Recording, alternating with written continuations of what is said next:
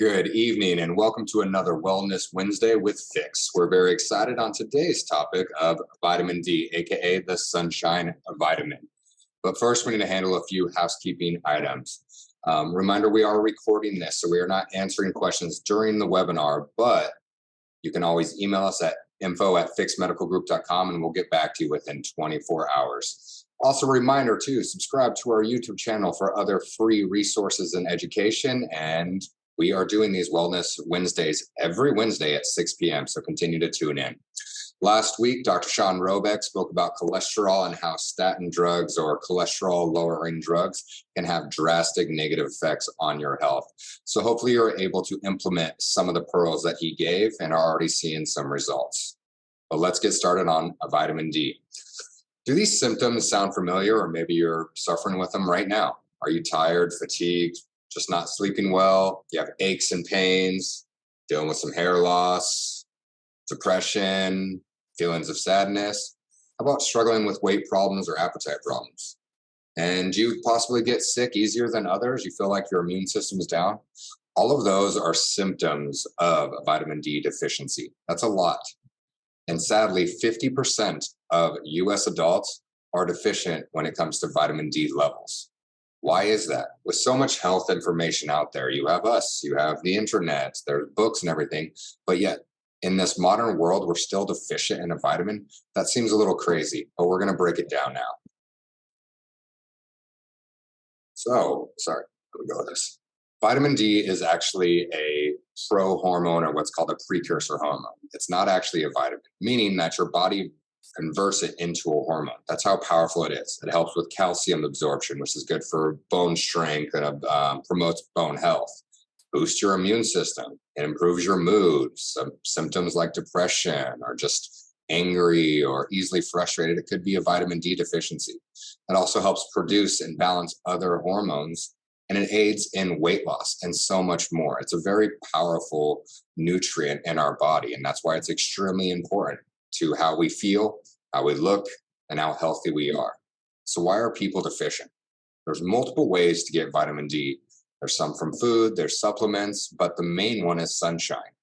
That's where sunshine hits our skin and our body actually produces vitamin D. It's our best way to actually increase our vitamin D levels, but we're failing at it because we live in this very indoor life. I'm right now sitting under fluorescent lights, not UV lights, looking at the Zoom screen, speaking to you. But afterwards, I'm going to get out in the sunshine, and so should you. Okay? I want you to really think, how much sunlight do you actually get each day? Think deeply. Honestly, is it 5 minutes? Is it 2 hours? Okay. Remember, vitamin D is extremely important. The best way to do it is through sunshine. Okay.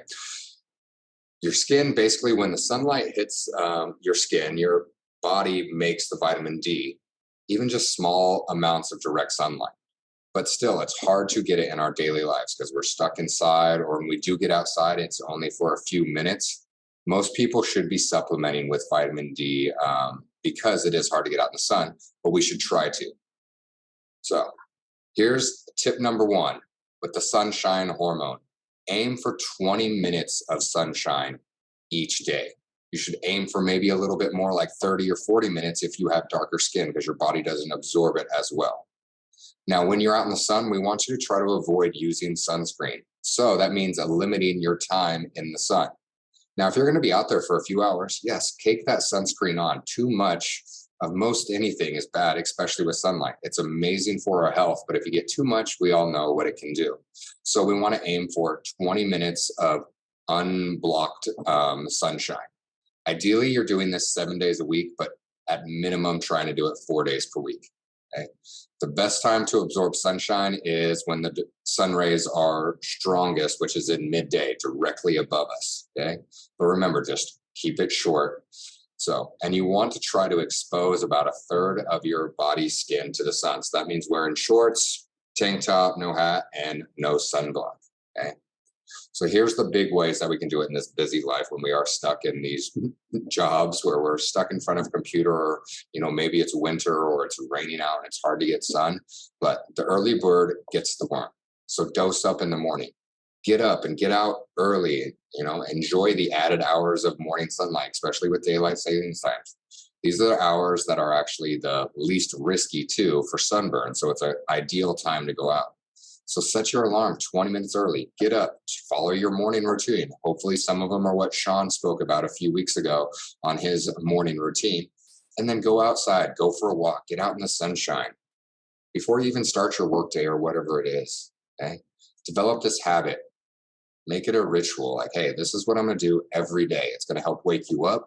It's going to get you ready for the day, and you're going to get your sunlight and your vitamin D. Okay? There's other things you can do in the morning too. Maybe it is like a little, if you like to work out in the morning, get outside, do it. Get the sunshine, get the added benefit where you're killing two birds with one stone. Or maybe it's just a walk in the morning, or you could even be handling work emails or work meeting phone calls right in the morning. It's a great time to do it. Now that's for the morning, and so we need to, you need to make it a habit. But throughout the rest of the week, what do you do during the middle of the day? You have sun breaks. Okay, a lot of times you're going to take a coffee break at some point, or you're just going to, I just need to step outside. Well, do it with a purpose. Go outside, find a sunny spot, sit on a bench, whether you have to make a phone call or even have that cup of coffee. If you're having multiple breaks and you're out in the sun, you don't need to find those longer times, like 20 minutes out in the sun. If you're doing 5 minutes here, 3 minutes here, another 10 minutes here, those all add up. It doesn't have to be all in one spurt. Okay.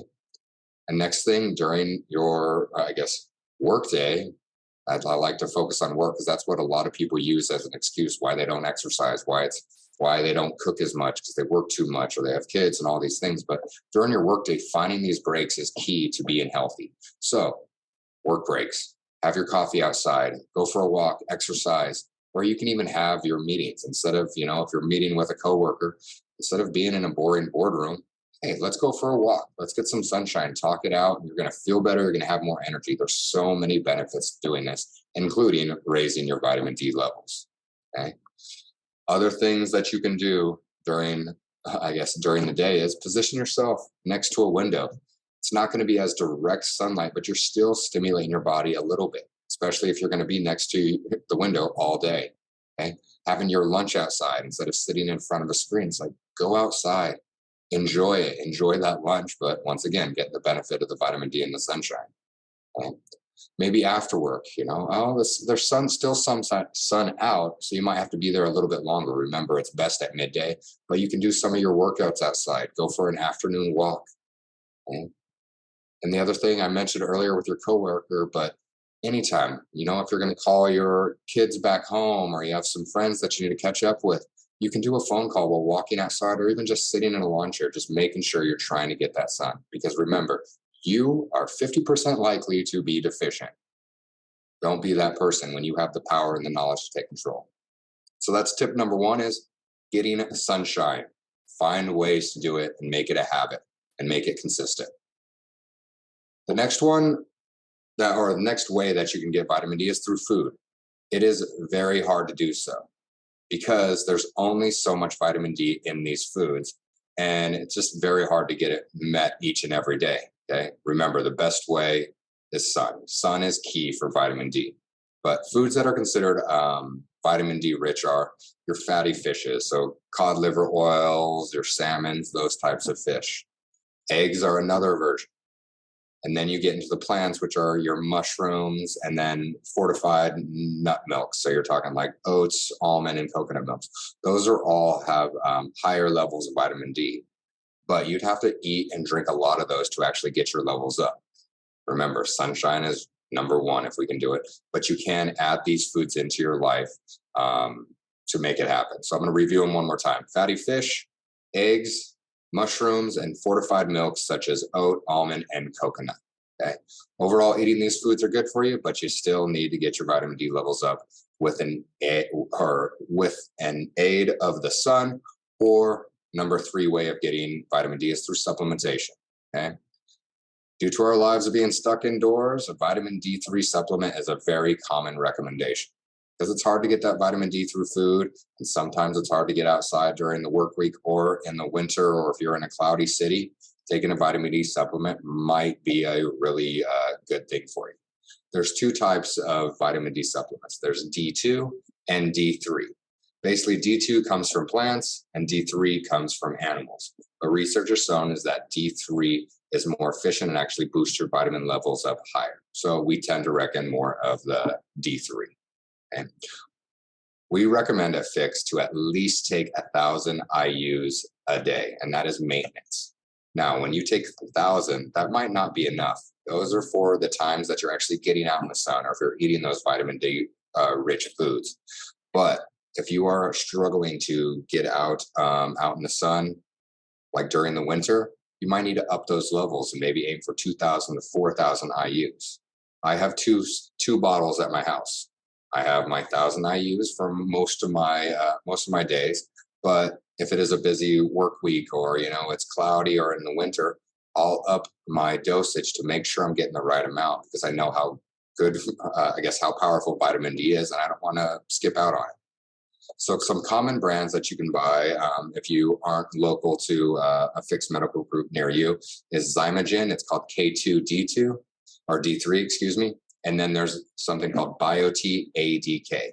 The reason that they combine vitamin D with vitamin K and A is because they're both fat soluble vitamins and they help the body absorb it together. If you just have one by itself, it tends not to absorb as best. So it's best to do it in combination. So that's vitamin A, D, and K. All right.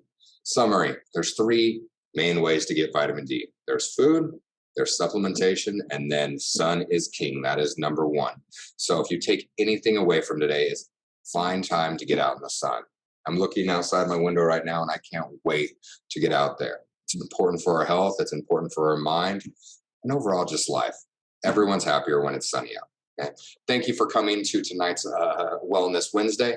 Next week, Dr. Sam Wag is going to be covering 3 proven ways to help improve your weight loss goals. Same time every week, 6 p.m. on Wednesdays. Have a great night.